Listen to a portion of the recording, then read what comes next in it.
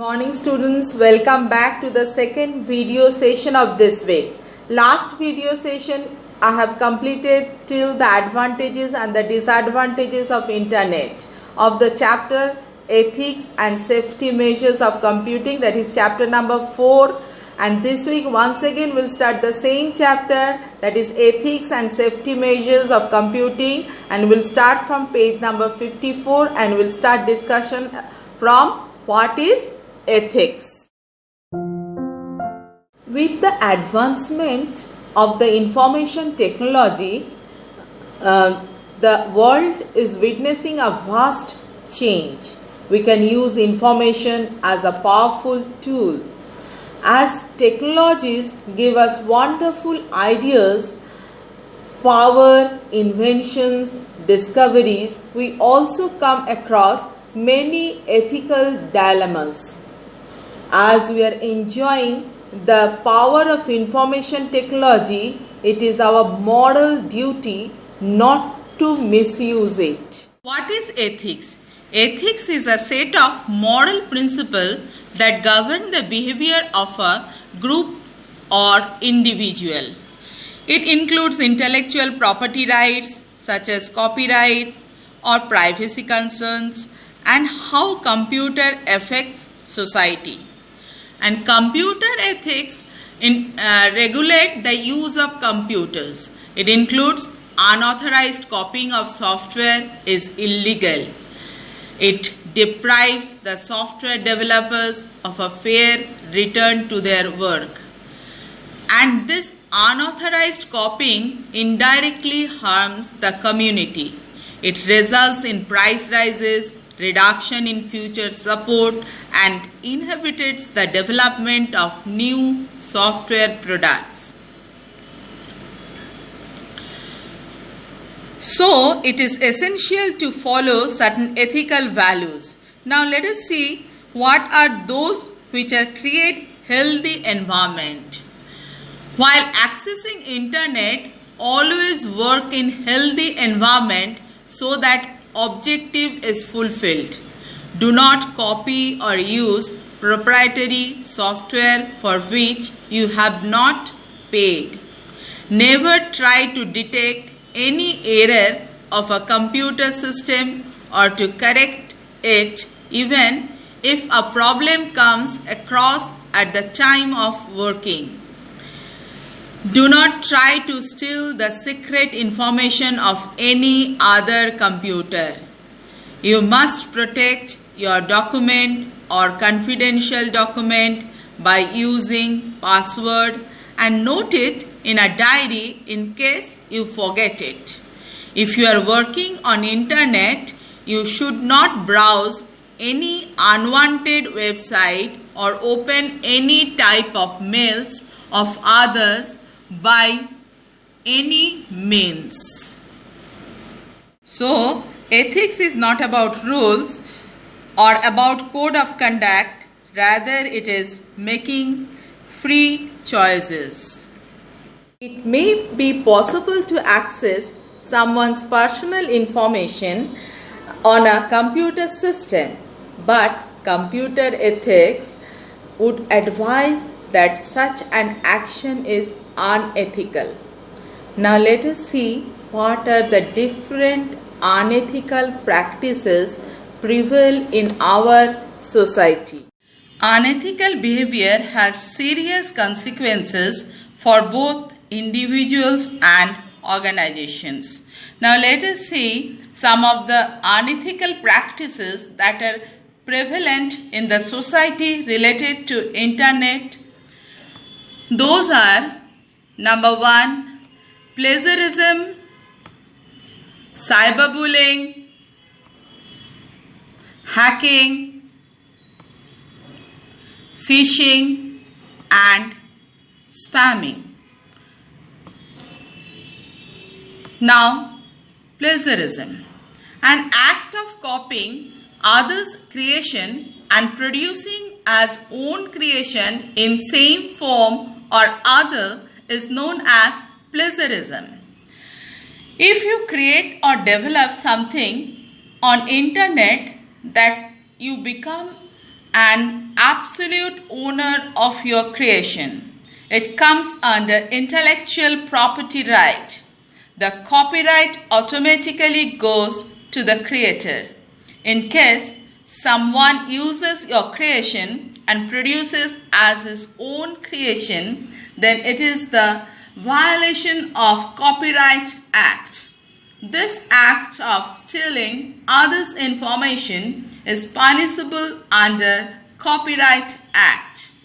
Thus, an act of copying others' creation and producing as own creation in same form or other is known as plagiarism.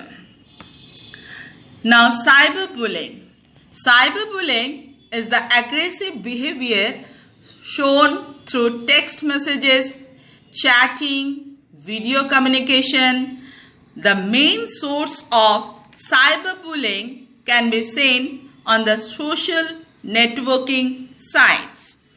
These sites are basically created for instant communication among family members and friends.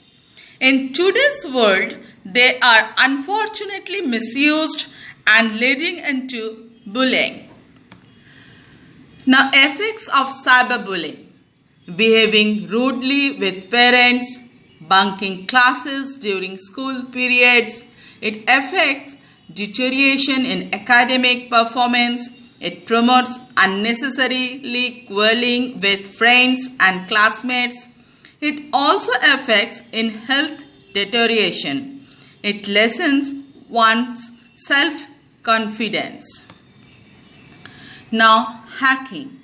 Hacking can be defined as unauthorized use of computer and network resources. So, it refers to attempts to gain information from otherwise undisclosed areas. The term hacker originally means the act of acquiring great skills and knowledge of computer systems. Therefore, hacking can be defined as unauthorized use of computer and network resources. Unfortunately, these skills are applied in illegal activities. For example, breaking password, releasing viruses to corrupt the computer system, or stealing valuable data and information. In fact, it is a technique by which some computer experts can access the data from confidential areas of the system. The people who are involved in this crime are called hackers. Reasons for hacking. It is very difficult to know the reasons behind hacking. Every individual has its own opinion. However, some of the reasons are given. Just see this. Number 1. It may be taken as a challenge and avail the services provided by the system without being acknowledged. People think that it is a part of excitement in the field of computer crime. Some people are mentally sick and want to apply their intelligence in antisocial activities. They cannot judge themselves for the consequences. People want to make destructive work as a tool for getting knowledge and doing experiments. Now, phishing. In cyber world, phishing is a form of illegal act where fraudulently sensitive information acquired.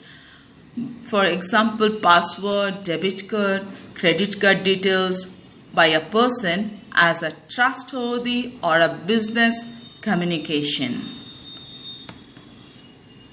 Indicators of phishing attempts. If an email addresses a user in a generic fashion, it is likely to be an attempt at phishing. The users may receive a message saying that they have to verify their account by following a link. In reality, the link is forged. It is very difficult to spot whether the link is manipulated or to commit this attack. Phishing is a new kind of cybercrime and method of committing online financial fraud. Now, spamming. Spamming refers to the sending of bulk mail by an identified or unidentified source. In non-malicious form, bulk advertisement mail sent to many accounts. In malicious form, the attackers keeps on sending bulk mail until the mail server runs out of disk space. When you connect a website and open your mail, you find that number of unwanted mails have come into your inbox from different parts of the world organizations. Sometimes the titles of these messages are very fascinating. In fact, these titles compel you to read the mail or message. These unwanted messages of mailbox are called spam. It is an attempt to force the message on people who would not otherwise choose to receive it. Most of the spams contain commercial advertising, unconvinced products, or get rich quick schemes. Spam costs the sender very little, but the user very much. These unwanted messages not only waste the valuable time of the user, but also occupy memory space of the system. They also send viruses through these messages and try to corrupt the system. Different ways to stop a spam. Installing good antivirus software in your computer, avoiding reading unwanted email messages and delete them to keep inbox empty. So to students, we have completed today's session. We have completed till spamming. You will read this and I'll send some questions with this video in the assignment. You complete those assignments in your computer notebook. Thank you. God bless you all.